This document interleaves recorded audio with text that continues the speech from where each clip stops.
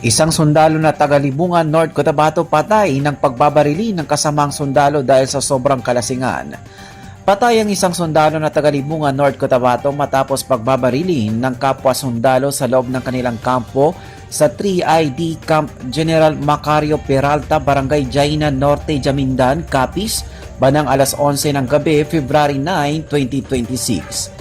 Kinilala ang biktima na si Private First Class Wenzel J. Puntuan, nasa hustong gulang, walang asawa na residente ng Purok 2, Barangay Kampangi, Libungan, North Cotabato.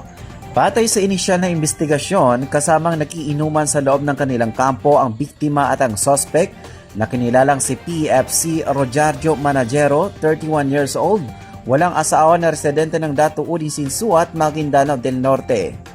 Matapos ang kanilang naging inuman ay bumalik na sa kanyang kwarto ang suspect at dito na ito nagsimulang magwala. Sinubukan itong awatin ng biktima ngunit bigla itong pinagbabaril ng suspect dahil sa sobrang kalasingan. Tinamaan si Puntuan sa likod ng kanyang ulo dahilan ng kanyang pagkamatay.